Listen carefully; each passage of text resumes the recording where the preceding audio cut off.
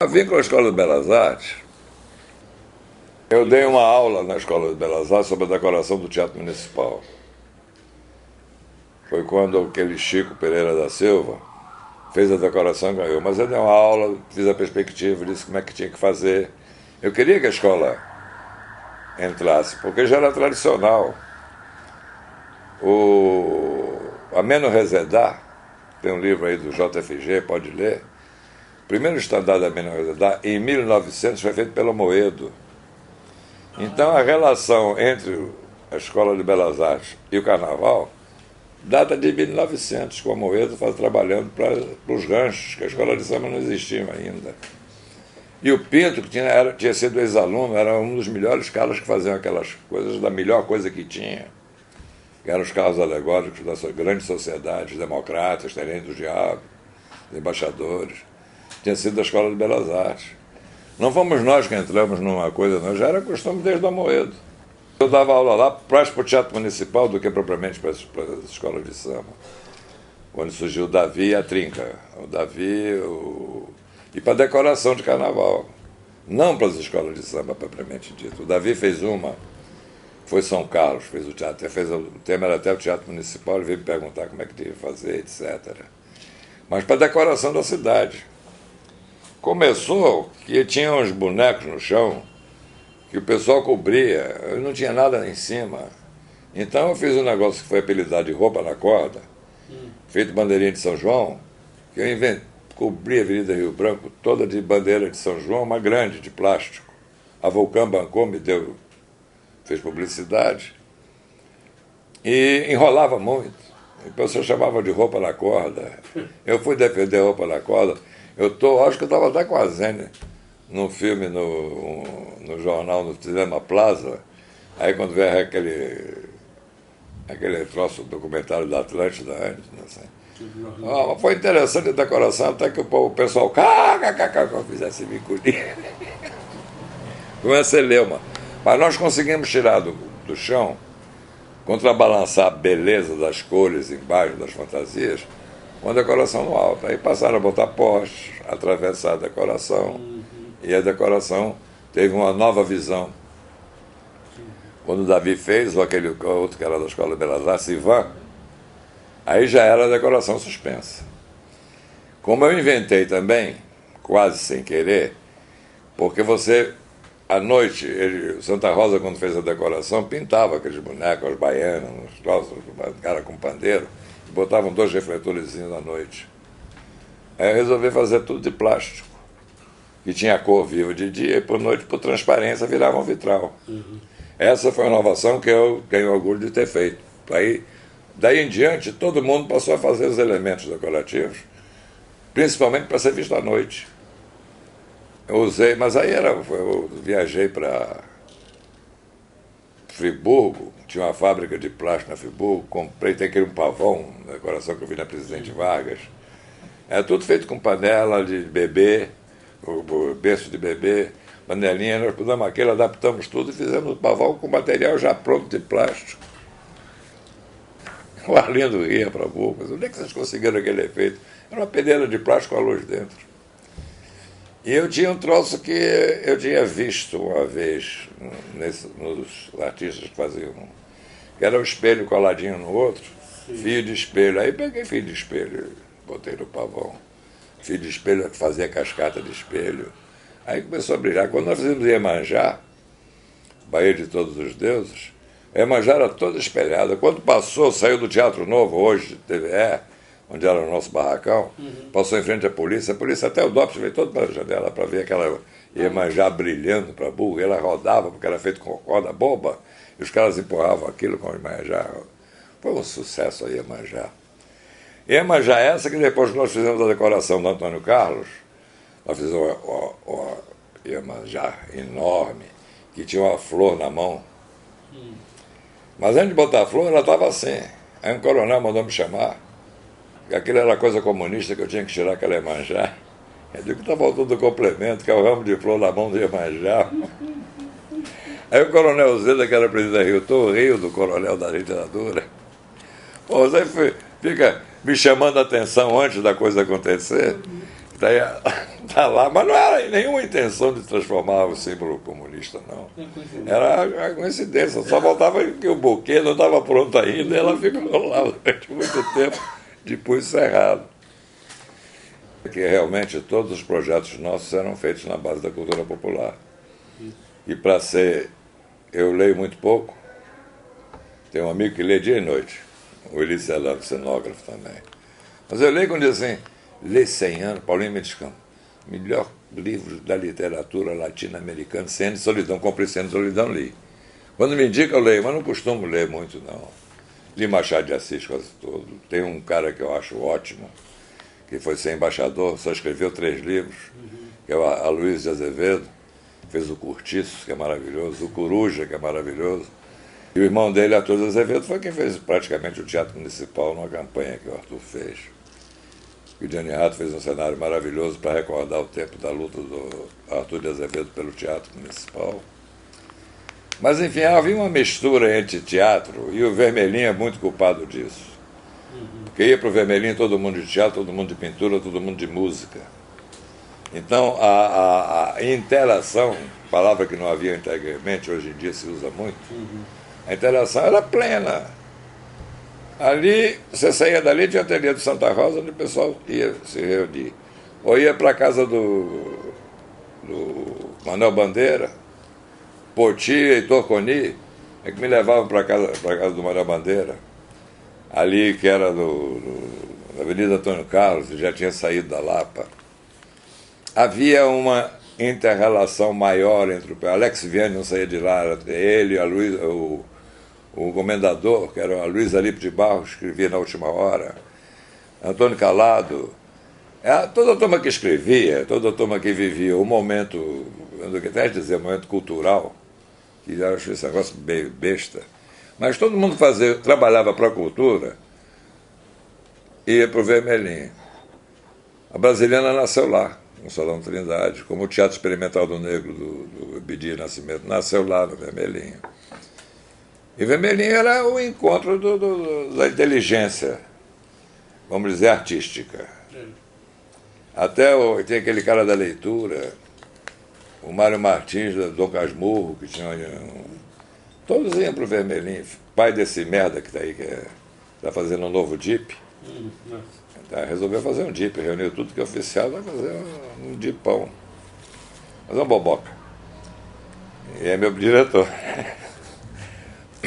Mas enfim, ali tinha a Casa Cavalier, tinha a Sociedade Brasileira de Belas Artes, e tinha o ateliê de gravura do Carlos Oswaldo, onde o Guilherme trabalhava e todo o Poti foi trabalhar, Darel foi trabalhar, todos os grandes gravadores começaram ali. É aquele polígono. Tinha a BI, onde quem tinha mais dinheiro ia beber lá em cima, o uísque, ficava na cachaça aqui embaixo, mesmo não subia da BI. Também o Paulinho Mendes Campos estava lá com Tônia Carreiro, que antigamente chamava-se Marinha Porto Carreiro, não era Tônia Carreiro, que não tinha feito teatro ainda. Você viu a Maria, era mulher linda. Então a gente passava pela porta do Itaí, que ela ia com o Carlos Tirê, que era o marido dela. Ela ia para lá e todo mundo passava na porta para ver a beleza da Tônia Carreiro, era linda demais. Já viu? Já vou ver de novo. Feito fanzoca A gente fanzoca de mulher realmente muito bonita. Pode não ter sido a mais, talvez tenha sido para mim a mais bonita que o Brasil aconteceu. Mesmo velha como está, amiga. Mas era essa interação que havia com a Belas Artes, que é o que você quer, ela se dava mais no Vermelhinho do que na atividade profissional. Augusto Rodrigues me desenhou uma vez, ele fez desenho de frevo, ele desenhou umas 2 ou 3 vezes no Teatro Municipal. Eu fiquei com inveja dele e disse, pô, eu quero desenhar no Teatro Municipal.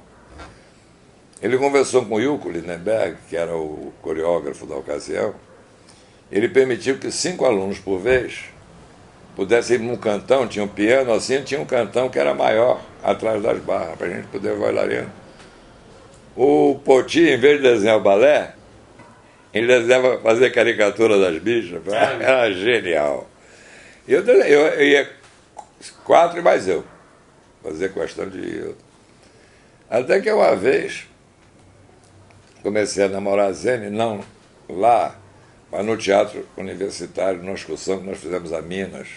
O DCE fez uma excursão a Minas de 40 estudantes, fomos de trem para Ouro Preto. Foi quando eu conheci a Zene, porque junto ela era a irmã da Wanda Lacerda, que já namorava na ocasião, não estava com o Mário Brazini. E com o teatro universitário, aí pronto, nós estamos casados até hoje, faz 50 e tantos anos, 60 de conhecimento. Mas eu, no balé, eu tinha minha sala de pintura de cenografia em frente ao balé, a gente via transando do lado de cá e de lá. Às vezes a gente pintava, mudava a coisa pela janela para ir para o palco direto e armar, o pano meio úmido ainda para armar cenário. Dava velocidade com que a gente pintava. A gente usava 3 ateliês, o ateliê do João Caetano, o do Walter Pinto, que era o Teatro Recreio, que acabou com a demolição, e o Teatro Municipal. A gente desenhava aqui, outro vinha, cobria lá, a gente produzia. E o Santa Rosa bancando, meio contra gosto do Mário Conde. Mas o Mário Conde era um cara bacana, ele não era ruim não. Então, os meus primeiros cenários que eu fiz, se você que gosta das coisas modernas, eu não gosto dessas porcarias, você faz. Porque aí eu fiz. O primeiro cenário de balé, o segundo de balé, o terceiro de balé, virei. No ano 2000 me deram o prêmio, o Homem do Balé. Aí o Conde se recusou a me dar o prêmio. Ganhei todo o prêmio, com medalha, com troços, uns troços desse tamanho. Aí porque aquele prêmio era para entidade, não era para pessoa física. Digo, mas eu sou uma entidade. Caçou meu prêmio. Caçou 3 mil pratas, que não faria mal em 2 mil. Hoje eu dou de presente para ele. Mas a verdade é que eu sou o Homem do Balé 2000. Não sei se é porque quando houve aquele negócio que ainda tem em Joinville, eu fui dar aula lá. Eu tinha 2 turmas, uma turma da manhã, uma semana de aula, levei todo, eu tenho quase 1000 slides de teatro, da evolução do teatro, de tudo. Está tudo meio ruim já. Aí eu passei a ser respeitado pela turma do balé. Quando eu conheci o Carlinho de Oliveira, que era bailarino, ficava apaixonado pelo Carlinho, vendo ele dançar, pedia para ele dançar, e elas ficavam olhando o Carlinho daquele espaço dele, que eu dou com facilidade. Foi uma festa com a Zene, 50 anos que eu não dançava. Aí peguei uma crioula que dança pra caramba, ela é antropóloga, qual é o nome dela? Helena Teodoro. Aí peguei a Helena, deu um show com a orquestra Severina Araújo, era no meu tempo, tocando Tommy Dorsey, Glenn Miller. Aí o Carlinhos olhou e disse assim, ele dança, e ficou vendo o que eu fazia. Aí a Zene disse assim, há 50 anos que ele não dança. Ele disse, mentira, há 50 anos eu parei de dançar, quando dancei o Carlinhos, eu acabei dançando com o Carlinhos. Mas isso é coisa que passou. Mas na escola a minha atividade começou porque eu de repente virei político. Eu morava perto da Uni, e assim que eu entrei na escola eu fui ver um congresso da Uni. E via porrada comer, comia vivo, mas com muito respeito. A americana era meu adversário. Quando eu fui quero ir para a Uni, eu fui presidente do diretório no primeiro ano de escola. Temos Jesus Pereira e Hugo Leite me viram e puseram lá um pouco feito fachada, porque eles é que mandavam, eu não entendia muito o assunto. Quando eu cheguei na ONU, vi o congresso, foi que eu mais me politizei. Eu me lembro, meu grande amigo Álvaro Americano era o representante da direita. O pessoal da PUC naquela época, que hoje é uma boa base, o pessoal da PUC era de direita, era o DN. Não falar direita não, liberal, era o DN. E tinha muito pouco cara do PSD, depois virou Arena. Ou era do Partido Socialista, que o Roger Ferreira me botou no Partido Socialista. Ele era presidente da FAI, depois virou presidente da UNE. E me levou, o Roger. Tudo para mim, que tinha tido uma educação no tempo da ditadura do Getúlio, no tempo da guerra, no Pedro II, no Colégio Pedro II, aquilo para mim era novidade, você ter liberdade de dizer o que quiser, de falar. O que mexeu muito com minha culpa, quem me politizou. Quem me politizou foram os congressos da UNE. Aí eu comecei a fazer campanha. Teve uma eleição que foi direta para a UME, e aquele cara disse assim, quem está de parabéns é o Pamplona. Era um cara que foi vice-governador do Piauí, Tibério Nunes. Medicina, 1442 a 1300, 200 votos de diferença. Direito, 1500 e tanto para a ala, 1000 para a reforma. Escola de Belas Artes, 300 a 2. E um dos dois... Aí hoje ele disse assim, quem ganhou essa eleição foi o Pamplona. Foi a escolinha de merda, porque eles não davam bola para Belas Artes e para música, não. Para Naneri. E nós passamos a Naneri. Na cara, na Naneri foi... Até teve 5 alunas expulsas porque eram comunistas. Mineirinho, que era da Belas Artes, casou-se com uma, depois o Mineirinho. Bom, o fato é que as escolas pequenas passaram a representar muito fortemente na UNE, que eu juntava a Faculdade de Direito e Medicina junto e nós ganhávamos. E um dos 2 votos que teve contra mim foi do Cláudio Moura e Castro, Cláudio Correia e Castro, que era sobrinho do ministro da Fazenda, e morreu há pouco tempo atrás, aquele ator da Globo, já de cabeça branca. Ele pintava um pouco van-goghianamente, ele era muito bom. Aí chegou e disse, Pamplona, quem votou contra você foi eu, o outro eu não sei. Mas eu votei que era uma vergonha, você não deu voto contra você. Não tinha, que eu sabia o número do telefone de todos os alunos de cor, Murilo. Chegava no Natal, ano bom, eu passava junto da minha cama com o telefone ligando para aluno, desejando. Aluno por aluno de todas as escolas de Belas Artes. Quando tinha eleição, pô, levava. Tranquilo. Levava. É que a gente não sabe, os caras de hoje não sabem trabalhar muito bem, não. Mas é isso, da escola no duro, a Rosinha ajudava a gente a encher os croquis, e fazia também, a Maria Augusta também. E quando nós saímos, elas assumiram. O Davizinho já fazia decoração.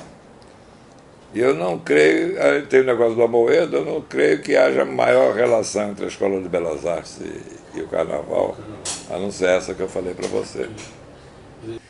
Mas uma vez a revista Isto É que me esqui na capa porque eu era o gerador de 5 grandes carnavaleiros. Era o Renato Lage, que começou comigo, era a Rosa Magalhães, que começou comigo, era a Maria Augusta, que começou comigo, era o João Trinta, que começou comigo, tinha mais um. Mas fora isso, o relacionamento entre a escola e o carnaval não foi muito maior, não. A formação de material sempre houve muita curiosidade, principalmente do Arlindo. De examinar o tecido, isso eu não entendia. De ir buscar plásticos na fábrica lá de Friburgo. Tem aquele pavão, aquela coisa toda, as lâmpadas que eu comprava, essa lâmpada comum, e fazia decoração do estandarte com aquelas lâmpadas, com bojo de plástico, em vez de vidro, começaram a fazer de plástico. E saía do barracão já com as lâmpadas todas com fita que secava, porque se você deixasse ela solta, chegava lá, não acendia metade, tinha que abrir para acender as metades da lâmpada. O que nós criamos no duro foi o carnaval por transparência. O elemento carnavalesco era iluminado por 2 refletores assim, e à noite ficava aquela coisa meio... Aí nós fizemos por transparência, baseado no plástico transparente, no vitral, que aí eu viajei pelo Brasil todo do carnaval, passei o carnaval em Recife, passei o carnaval no Maranhão, passei o carnaval lá em Santa Catarina, aí eu vi a presença nossa em todos eles. Aí o Brasil todo passou a usar o plástico como vitral, o elemento noturno, através da transparência do plástico. Eu já ganhei um tostão no carnaval. Eu achava que, como eu gostava de cultura popular, eu estava auxiliando a cultura popular, eu não estava fazendo cenário de teatro, não estava trabalhando para cinema, não estava fazendo decoração, então eu não tinha que ganhar nada. Jamais, pelo contrário, deixei dinheiro. Quando o meu dinheiro estava apertado para boa, o dinheiro que eu ganhei na decoração, botei dentro do salgueiro, e para pagar as coisas do salgueiro. Teve um ano que eu levei o meu salário da Globo, pagando as costureiras e as chapeleiras durante um ano, todo mês dando um pouquinho para poder pagar. Eu saldei dívida, e não sou bicheiro, nem peixeiro como o Jamil era. Eu sempre trabalhei como amador. Eu dei 5 enredos para o Império Serrano. Não fui lá, não. Eu ia para o botequim, desenhava uma tira e dizia como é que devia ser e dei o enredo. Foi Malandro Mãe Baiana Mãe, Primeiro tive uma trilogia. Aí botei o Renato Lage, que era desenhista da TVE, primeiro da TV Tupi, depois da TVE, para fazer o carnaval. E dava tudo pronto para ele. Aí o Renato fez até que ele disse, não quero mais fazer enredo Pamplona não, agora eu quero fazer meu. E virou o Renato Lage. A Rosinha surgiu depois de trabalhar com a gente, a Maria Augusta também, mas a Maria Augusta só fez uma escola praticamente, fez mal. A Portela, quando ela fez com o nome dela só. Era muito doida, muito avoada, muito artista demais, é muito louca. Desfila em 9 escolas de samba, muda a roupa, aquele vestido comprido, sai lá à frente de 9 escolas de samba. Vaidosíssima. Minha prima. A prima dela era casada com meu primo, então ela me chama de primo. Ela conhece a intimidade da minha família de pai toda, então me chama de primo. Ô primo. Mas quem explodiu no duro foi o Renato, foi o João e foi a Rosa Magalhães, que é fantástica. Lá na escola, a Rosa era aluna de pintura. No último ano, ela resolveu ir para a área decorativa do Campo Fiorito. Mas metade da aula, ela que dava, contando as histórias do Magalhães. Aí eu fui lá para rir, porque ela contava as histórias do Magalhães, pai dela, Magalhães Júnior, vereador pela UDN, como é que chama, da Academia Brasileira de Letras, uma figuraça. E a mãe dela foi a primeira, antes da Maria Clara Machado, foi quem fez o teatro infantil. Ela já nasceu com mãe e pai de teatro. Então a Rosinha realmente, para mim, foi uma surpresa, porque ela continua sendo, para mim, a melhor de todas. Foi a Rosa Magalhães e continua sendo. Não importa que chegue último, primeiro, segundo ou terceiro, ela, para mim, é ainda melhor. O João não faz mais. E o Renatinho, que aí adquiriu assinatura própria, começou a fazer aquelas coisas por transparência, maquinada, fez a assinatura dele, deixou de ser o cara que fazia o que a gente dava de ideia para ele. E o Max ainda é um pouco salgueirense. Ele ainda é um pouco o Arlindo Rodrigues. Quando cai Dama de Sombrinha, etc., ele ainda é o Arlindo Rodrigues fazendo. E o Max tinha a ala dele dentro do Salgueiro e não saía do barracão. Então a origem do Max, no duro, é do Salgueiro. A origem da Maria Augusta é do Salgueiro, o João 30 é do Salgueiro. Os caras todos saindo do Salgueiro, rapaz. Só tem um que não, que era maravilhoso. Era o Fernando Pinto, que morreu num desastre estupidamente, que o garoto era maravilhoso, ele era bom mesmo. E tinha vergonha de falar comigo. Um dia eu encontrei com ele aí na praia. Disse, porra, rapaz, você aí, o pessoal disse pra falar, você... Aí depois ele me deu um disco, tem até o disco aí. Ele era sambista, tocando violão, ele canta um samba, me deu um disco só de sambas dele. Aí morreu num desastre estúpido, quando ele estava fazendo lá, acho que Mocidade Independente. Fernando Pinto era muito bom.